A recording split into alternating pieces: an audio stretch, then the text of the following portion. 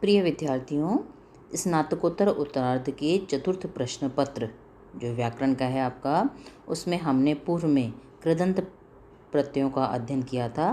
तत्पश्चात पूर्व व्याख्यान से हमने तद्धित प्रत्ययों का अध्ययन प्रारंभ किया है। तद्धित प्रकरण में हमें साधारण प्रत्यय सबसे पहले पढ़ने हैं। कल हमने कुछ सूत्र किए थे, आज उसी क्रम को आगे बढ़ाते हुए एक शब्द सिद्धि रह गई थी आपकी, प्राजापत्यः। द्वितीय द्वितीयादित्य पति उत्तर पदार्थ ण्यज सूत्र चल रहा था आपका, उसका एक उदाहरण था आपका प्राजापत्यः। प्राजापत्य का लौकिक विग्रह क्या हुआ? प्रजापतेः अपत्यम, प्रजापति की संतान। अब नीचे आइए, प्रजापति मूल शब्द है, षष्ठी एकवचन में णस प्रत्यय आया, प्लस अपत्य अर्थ में ण्य प्रत्यय आया। सूत्र आपने कल पढ़ाई था। द्वितीय द्वितीयादित्य पति उत्तर पदार्थ ण्य सूत्र से पति उत्तर पद वाले प्रजापति शब्द से परे अपत्य अर्थ में ण्य प्रत्यय प्राप्त हुआ। अगली पंक्ति में ण्य में से यह बचाइए, सामने लिखिए अनुबंध लोप। अगली पंक्ति में णस का भी लोप कर दीजिए आप। किससे करते हैं? आपने कल पढ़ा था, कृत अद्य समासाश सूत्र से प्रजापति णस की प्रातिपदिक संज्ञा होगी और सुपो धातु प्रातिपदिकयों से प्रातिपदिक के अवयव णस प्रत्यय का लोप हो जाएगा। अब अगली पंक्ति पर आइए, प्रजापति में आदि स्वर प्र में जो अ है उसके स्थान पर वृद्धि आ कर दीजिए। प्राजापति प्लस अ, सूत्र हमने पढ़ा था। तद्धितेश्व चामादेह सूत्र से णित तद्धित प्रत्यय ण्य परे होने के कारण अंग के अचों में से आदि अच अर्थात अकार के स्थान पर वृद्धि आ आदेश होगा। प्राजापति बन गया आपका। अब प्राजापति के अंत्य इकार का लोप करिए। प्राजापत हलंत रह गया, ई का लोप किया तो आपने, प्लस यह है ही आपका। किससे किया? यचि भम सूत्र से प्राजापति की भ संज्ञा होगी और यस्यति च सूत्र से भ संज्ञक प्राजापति के अंत्य इकार का लोप हो जाएगा। मिलाइए अगली पंक्ति में, प्राजापत्य बन गया। इसके सामने कुछ नहीं लिखना, हमने कोई नया काम नहीं किया। अगली पंक्ति में विसर्ग और लगा दीजिए। प्राजापत्यः पुल्लिंग प्रथमा एकवचन। क्लियर है? अब इस पर एक वार्तिक है आपका, देखिए, देवा तोड़ेंगे तो देवात यय अयौ, तो अपत्य आदि अर्थों में देव शब्द, देवात यानी देव शब्द से परे यय और य में से निकला अय प्रत्यय होते हैं। अपत्य आदि अर्थों में देव शब्द से परे यय और अय प्रत्यय होते हैं। यह प्रत्यय लगाने पर बनेगा दैव्यम और अय प्रत्यय लगाने पर दैवम। देखिए दोनों बनाते हैं हम। दैव्यम बनाइए, देवस्य अपत्यम, देव की संतान। देव षष्ठी एकवचन में णस प्रत्यय आ गया, प्लस अपत्य अर्थ में यय प्रत्यय ले आइए पहले आप। देवाद्ययौ सूत्र से अपत्य अर्थ में देव शब्द से परे यय प्रत्यय प्राप्त हुआ।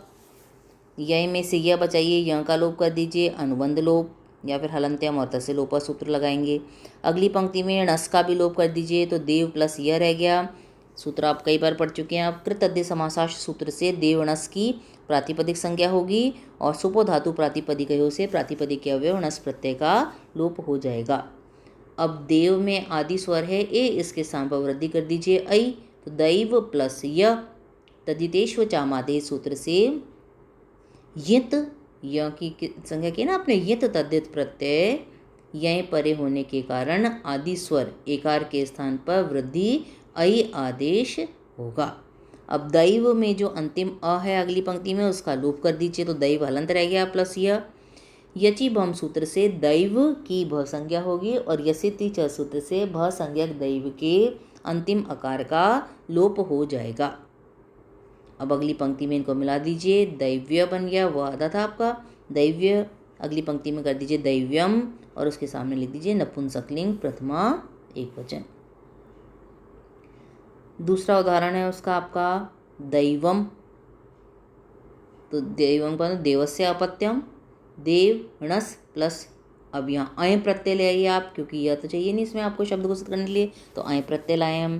देवाद्ययौ सूत्र से देव शब्द से परे अपत्य अर्थ में अय प्रत्यय प्राप्त हुआ। अय में से अ बचा, अनुबंध लोप, यह का लोप कर दिया आपने। अगली पंक्ति में णस का भी लोप कर दीजिए। कृत अद्य समासाश्च और सुपो धातु प्रातिपदिकयोः सूत्र से। अब देव में जो आदि स्वर है ए, इसके स्थान पर वृद्धि कर दीजिए। दैव प्लस दैव प्लस किसी की आपने तद्धितेश्व चामादेश सूत्र से तद्धित यित तद्धित प्रत्यय अय परे होने के कारण देव शब्द के आदि स्वर एकार के स्थान पर वृद्धि ऐ आदेश होगा। अब अगली पंक्ति में दैव में अंत में जो अ है इसका लोप कर दीजिए, तो दैव हलंत रह गया, प्लस अ तो है ही प्रत्यय का बचा हुआ। तो यचि भम सूत्र से दैव पूरा है आपका की भ संज्ञा होगी, और यस्यति च सूत्र से भ संज्ञक दैव के अंतिम अकार का लोप हो जाएगा। अब इस व हलंत में अ मिला दीजिए। अगली पंक्ति में दैव पूरा बन गया, इसके सामने कुछ नहीं लिखना। अगली पंक्ति में दैवम और उसके सामने लिख दीजिए नपुंसकलिंग प्रथमा एक वचन में यह रूप सिद्ध होता है। ये रहे यहाँ तक। अब एक और वार्तिक आ रहा है आपके, क्या कहते हैं ये, बहिषष्टि लोपः यञ्च, तोड़ेंगे तो बहिषः टी लोपः यञ्च। क्या कहते हैं, बहिषः सूत्रानुसार तो क्या पता चल रहा है, बहिषः बहिष शब्द की टी लोपः टी का लोप हो जाता है, यय प्रत्यय च और। अब पूरा अर्थ बनाइए। प्राग दिव्यतीय अर्थों में यानी अपत्य भव आदि अर्थों में बहिष शब्द से परे यय प्रत्यय होता है, और च यानी और बहिष शब्द की टी अर्थात टी किसे कहते हैं अपन, अचो अंत्यादि टी अंतिम स्वर, और उसके बाद में जितने भी हलंत व्यंजन आते हैं उन सब की टी संज्ञा होती है। तो बहिष में अंतिम स्वर क्या है, ई, बही ई, और स तो हलंत है ही आपका, तो ई और उसके साथ में स, इसको टी कहेंगे हम। तो प्राग दिव्यतीय अर्थों में बहिष शब्द से परे यय प्रत्यय होता है, और बहिष शब्द की टी अर्थात इसका भी लोप हो जाता है। उदाहरण उदाहरण बनाइए। बाह्य, आप कहते हैं ना आंतरिक और बाह्य, है ना, भीतरी और बाहरी। तो बाह्य शब्द कैसे बनता है उसको देखिए आप। बाह्य यानी बाहर जो होता है, तो अर्थ क्या हो गया इसका, बहिर्भवः बाहर होने वाला। अब इसमें ले आइए आप बहिष, मूल शब्द हो गया आपका, और यह प्रत्यय ले आइए उससे परे। तो बहिषष्टि लोपः यय च सूत्र से भव होना, है ना, भव अर्थ में बहिष शब्द से परे यय प्रत्यय होगा। टी का लोप हम बाद में करते हैं ना। तो अब यय प्रत्यय कर दिया। अगली पंक्ति में य का लोप कर दीजिए, केवल य बच गया। सामने दे दीजिए अनुबंध लोप, या फिर हलंत्यम सूत्र से अंतिम यकार की संज्ञा और तस्य लोपस उसका लोप हो गया, जो भी लिखना चाहें आप। अब अगली पंक्ति में टी का लोप कर दीजिए, तो ब ह हलंत रह गया, इसका आपने लोप कर दिया, यह है ही ऐसे का ऐसा। वापस ये दीजिए बहिषष्टि लोपः यय च वार्तिक से बहिष शब्द की टी अर्थात इसका भी लोप हो जाएगा। क्लियर है यहाँ तक। अब अगली पंक्ति में आदि वृद्धि कर दीजिए। आदि स्वर है आपका ब में विद्यमान अ, तो इसको वृद्धि किया आपने आ, तो बाह प्लस य, और सामने दे दीजिए तद्धितेश्व चामादेह सूत्र से यित तद्धित प्रत्यय यय परे होने के कारण आदि स्वर अकार के स्थान पर वृद्धि आ आदेश होगा। अब मिलाइए, बाह्य बन गया। अगली पंक्ति में बाह्य विसर्ग लगा दीजिए, पुल्लिंग प्रथमा एक वचन में यह रूप सिद्ध होता है। अब एक और वार्तिक है आपका ईकक च, ईकक भी होता है, तो वही लेंगे अपन जो अपन ने जस्ट पहले वाला, बिल्कुल पहले वाला जो वार्तिक पढ़ा था, बहिषष्टि लोपः यय च, तो यय च की जगह हो जाएगा ईकक च।